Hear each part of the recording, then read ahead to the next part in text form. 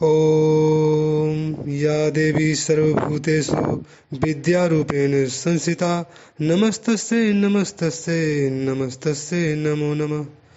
या देवी सर्वभूतेषु शक्तिरूपेण संस्थिता नमस्तस्यै नमस्तस्यै नमस्तस्यै नमो नमः।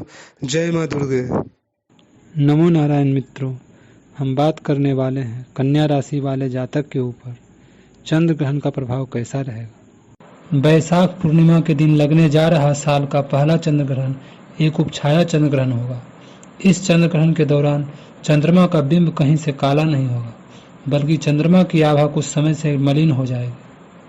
अक्सर जब चंद्र ग्रहण लगता है तो पहले चंद्रमा इस स्थिति से गुजरता है, फिर चंद्रमा का बिंब काला दिखने लगता है। लेकिन इस ग्रहण में चंद्रमा का बिंब काला होने से पहले ही ग्रहण समाप्त हो जाएगा, इसलिए इसे ग्रहण नहीं उपछाया ग्रहण कहा जाएगा। 26 मई 2021 को इस साल का पहला चंद्र ग्रहण लगने जा रहा है। ज्योतिष मान्यताओं के अनुसार चंद्र ग्रहण का सभी राशियों पर शुभ अशुभ प्रभाव पड़ता है। 26 मई को लगने वाला यह ग्रहण उपछाया चंद्र ग्रहण होगा, जिस वजह से सूतक कालमान नहीं होगा। चंद्र ग्रहण दोपहर 2:17 से शुरू होकर शाम 7:19 पर खत्म होगा। आपकी कुंडली में चंद्र वृश्चिक राशि में स्थित है, जो कि चंद्र की नीच राशि है। चंद्र 9वें घर का स्वामी होकर आपकी कुंडली में पहले घर में स्थित है। चंद्र की दृष्टि 7वें घर पर है। सूर्य शुक्र राहु की पूर्ण दृष्टि चंद्र पर है। प्रथम भाव में स्थित चंद्रमा आपको साहसी और देखने में आकर्षक व्यक्तित्व देता है। आप अधिकांशतः प्रसन्न रहने वाले व्यक्ति हैं। आप सामाजिक होने के साथ साथ यात्राओं के शौकीन व्यक्ति हैं। आप अपने जीवन काल में कई बार विदेश यात्रा कर सकते हैं। आपकी रुचि आध्यात्म में भी हो सकती है और आप इस क्षेत्र में कोई बड़ी उपलब्धि प्राप्त कर सकते हैं। लगन में चंद्रमा होने के कारण आप बहुत भावुक और संवेदनशील हो सकते हैं। आपकी कल्पना शक्ति बहुत प्रबल होगी। सृजनात्मक और रचनात्मक कार्यों को करने में आपकी अच्छी खासी रुचि होगी और आप इन क्षेत्रों में कुछ विशेष कर सकते हैं। आपको परिवर्तन बहुत पसंद होगा और आप अपने जीवन साथी से बहुत अधिक लगाव रखेंगे। आपको घूमना फिरना बहुत पसंद होगा। आप जनता के चहेते और लोकप्रिय व्यक्ति होने के साथ साथ अपने उसूलों के बहुत पक्के हैं। चंद्रमा की यह स्थिति आपके प्रेम प्रसंगों के लिए अनुकूलता लाने वाली सिद्ध होगी।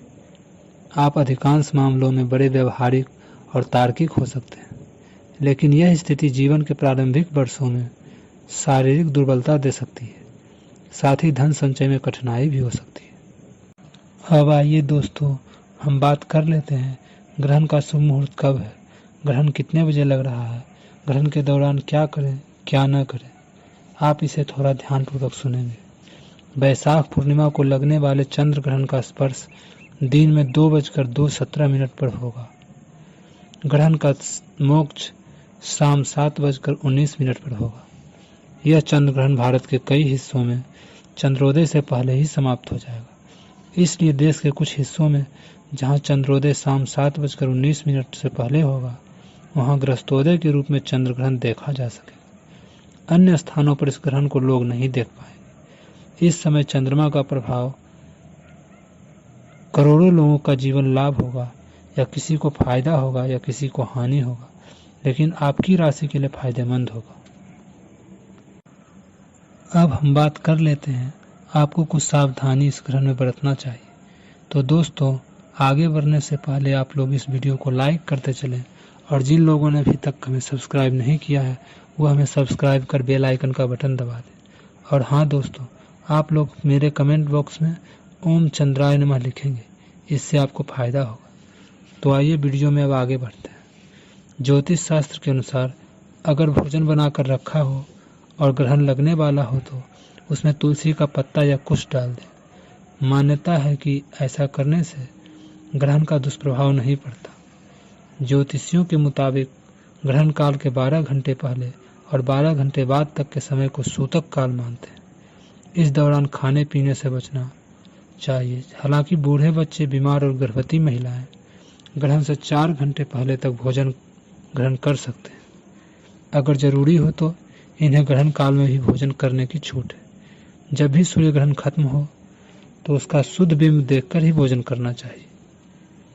ज्योतिष शास्त्र के अनुसार ग्रहण काल के दौरान पहने हुए कपड़े अशुद्ध हो जाते हैं, इसलिए जैसे ही ग्रहण खत्म हो कपड़ों सहित स्नान कर लेना चाहिए। ध्यान रखें कि ग्रहण काल शुरू होते ही स्वयं पर गंगा जल डालकर शुद्धिकरण कर लेना चाहिए। इसके अलावा ध्यान रखें कि ग्रहण के दौरान कभी भी पत्ते, लकड़ी या फिर फूल नहीं तोड़ने चाहिए। ज्योतिष शास्त्र के अनुसार ग्रहण काल में घर से बाहर निकलने से भी बचना चाहिए। इसके अलावा ग्रहण देखने से भी बचना चाहिए। कहते हैं कि सूर्य ग्रहण और चंद्र ग्रहण के समय सूर्य और चंद्र तकलीफ में होते हैं, इसलिए ग्रहण के समय उन्हें देखने से बचना चाहिए। इसके अलावा ग्रहण के समय संभोग करने, मंजन करने, तेल लगाने और ताला खोलने जैसे कार्यों से बचना चाहिए, अन्यथा इसका दुष्प्रभाव पड़ता है और कई तरह के कष्टों को भुगतना भी पड़ता है। दोस्तों, हम बात कर लेते हैं इस चंद्र ग्रहण के प्रभाव से आपका हेल्थ यानी कि स्वास्थ्य कैसा रहेगा, आपका लव लाइफ और पारिवारिक संबंध कैसा रहेगा, आपका धन का लाभ होगा या धन की हानि होगी। हम सब कुछ के बारे में विस्तार पूर्वक चर्चा करेंगे। तो आइए वीडियो में हम आगे बढ़ते हैं। सबसे पहले बात कर लेते हैं आपका हेल्थ यानी कि स्वास्थ्य कैसा रहेगा। आज का दिन बदलाव के नाम रहेगा। आपकी मुलाकात ऐसी किसी आदमी से हो सकती है जो आपके जीवन में महत्वपूर्ण बदलावों का या तो खुद कारण बनेगा या बदलाव लाने वाले लोगों से मुलाकात का माध्यम बनेगा। हालांकि सभी बदलाव आपके लिए अच्छे नहीं रहेंगे। इससे पहले कि आप बदलाव को स्वीकार कर आगे बढ़ें, आपको यह भी देखना होगा कि क्या यह बदलाव आपके लिए आने वाले समय में लाभकारी साबित होंगे। हालांकि आपकी सेहत अच्छी है, लेकिन इसके हिसाब से आप में स्टेमिना कम है। हालांकि आपको इसका अनुभव केवल खुद को बिस्तर से बाहर आने तक ही होगा। घर से आपके बाहर निकलते ही खुशमिजाज मौसम आपका स्वागत करेगा और आप खुद को अपनी स्वाभाविक लय में ही पाएंगे। आप दुपहिया वाहन का प्रयोग करने से बचें, अगर करना ही पड़े तो सावधान रहें। अब आइए हम बात कर लेते हैं आपका लव लाइफ और पारिवारिक संबंध कैसा रहने वाला है। बाहर जाएं और अपने प्रिय के साथ कुछ साहसिक करने की योजना बनाएं। आप जो कुछ भी करेंगे आपको बहुत मजा आएगा। इससे आप और आपके पार्टनर के बीच चल रहे तनाव में कुछ कमी आने की उम्मीद है।